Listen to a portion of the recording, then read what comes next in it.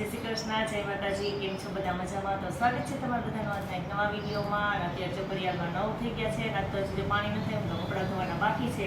હું અત્યારમાં જ પહેલાં છે ને શાક બનાવી લઉં. તો જો આજે ભરેલ રીંગણાનું શાક બનાવવું છે. તો જો રીંગણા અહીંયા કટ કરીને લઈ લીધા છે ને હજી મસાલો બનાવવો બાકી છે. તો ફટાફટ મસાલો બનાવી દો. અને બટેટા થોડાક નાખવા છે. બટેટા તો જો કે અમારા બે બેન ભાઈને ભાવે એટલે બટેટા તો નાખવાના જ હોય છે. બટેટા લઈ લીધા છે ને થોડીક ચાખી ડુંગળી નાખી છે એટલે સ્વાદ સરસ આવે. એમ ડુંગળી પર આરે હોય તો ડુંગળી પણ લઈ લીધી છે. અને અહીંયા જો ટીંડોળા અને આ છે મરચાં એ સુધારી લીધા છે. એનો સંભારો બનાવો છે. લસણ જો અહીં ખોલાઈ ગયું છે. ચાલો ફટાફટ આપણે મસાલો પહેલાં રેડી કરી લઈએ અને પછી છે ને શાક બનાવી નાખીએ. અને નિશુબેનને સુવાનું જ કામ હોય અત્યારમાં તો એટલે જો હજી તો સૂતી છે. હું તો શાક બનાવી લઉં ને પછી નિશુને ઉઠાડું કે હવે એ ઉઠી જાય એટલે પછી મારું ઉપાધિની થોડું ઘણું કામ થઈ જાય ને પછી.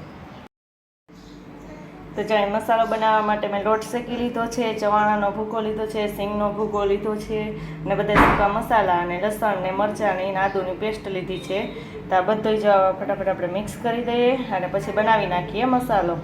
તો મારો મસાલો બની તૈયાર થઈ ગયો છે અને આપણે રીંગણા છે ફટાફટ ભરી લઈએ. બધા જ રીંગણા છે મેં ધોઈ તો પહેલાં લીધા હતા એટલે જો બધા રીંગણા છે ને ફટાફટ ભરી લઈએ. અને ડુંગળીમાં અને બટેટામાં જો મસાલો ભરાશે તો ભરશું, કેમ કે ડુંગળીમાં જો આપણે મસાલો ભરવા જઈએ ને તો એ તૂટી જાય, બે ફાડા થઈ જાય. અને બટેટામાં એમ જ થાય. તો મોટા મોટા બટેટા છે ને એમાં મસાલો ભરી દઈશ. અને અહીંયા જો અમારે રમવા આવ્યા છે પંચીદેવ ને રૂપીદેવ.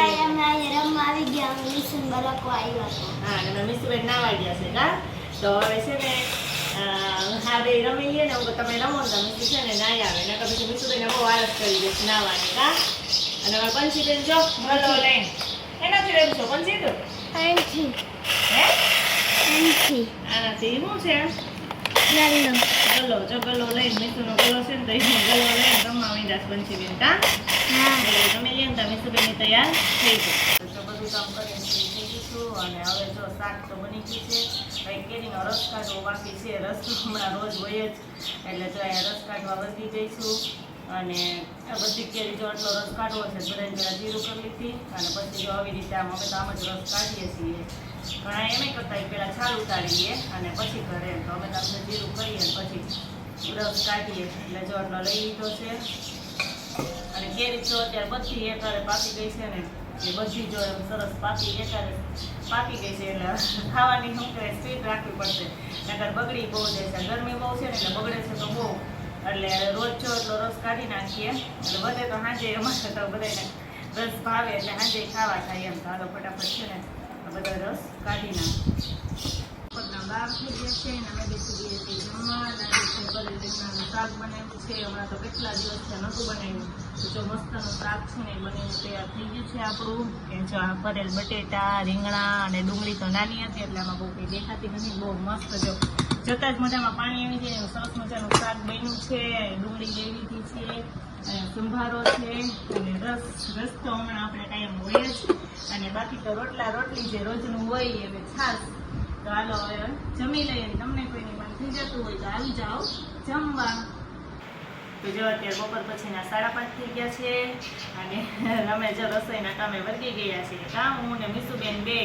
મિસુબેન જાય બેસી જશે પાસે. જય શ્રી કૃષ્ણ, જય માતાજી. કેમ છો બધા મજામાં? તો સ્વાગત છે તમારા નાના મમ્મી. તો એક તો વિડીયોમાં જ નથી આવી આ સિંગ ભજીયાનું શાક બનાવવું છે. આજે સિંગ ભજીયાનું શાક બનાવવું છે. રોજ બધું શાક કરીએ ને અત્યારે સાંજે મેં એક દિવસ કીધું તેમ કે ગલકા દુરિયા ને એવું બધું હોય તો મિસુબેનને પ્રિન્સ ભાઈને એવું નથી ભાવતું કા. તો અત્યારે જો સિંગ ભજીયા લઈ લીધા છે. સિંગ ભજીયાનું શાક બનાવવું છે. જો અમે તો પહેલી વખત જ બનાવીએ છીએ તો હમણાં બતાવીએ કેવી રીતે શાક બનાવીએ કેવું બન્યું છે એમ. તો અમે ડુંગળી ટમેટાને જો સુધારી લીધા છે લઈ લીધા છે.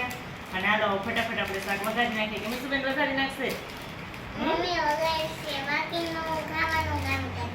બાકીનું મિસુબેન ખાવાનું કામ કરશે. ચાલો ફટાફટ આપણે શાક વઘારી નાખીએ. તો ત્યાં સિંગ ભજીયા લઈ લીધા છે. થોડાક મરચાં તરવા છે તે લઈ લીધા. અને ડુંગળી ટમેટું ને તો છે જ ને થોડુંક જેમાં દહીં એડ કરવું છે તે લઈ લીધું. અને આદુ ને લસણ જો ખાંડી નાખ્યા છે. ને તેલ ગરમ થવા માટે મૂકી દીધું છે. હમણાં તેલ ગરમ થઈ જાય એટલે પહેલાં આપણે એમાં જીરું હિંગ એ બધા મસાલા નાખી દઈએ. અને ત્યારબાદ આ આદુ અને લસણની જે પેસ્ટ છે ને એ નાખી દઈએ. પછી ડુંગળી ટમેટું એ બધું આપણે એડ કરી અને સિંગ ભજીયાનું શાક છે ને એ વઘારી નાખીએ. જો ડુંગળી ટમેટું બધું સરસ મજાનું વઘારી નાખ્યું છે અને ઉપરના આપણા સૂકા મસાલા હોય ને બધાય નાખી દીધા છે ને અહીં થોડુંક દહીં લઈ લીધું છે.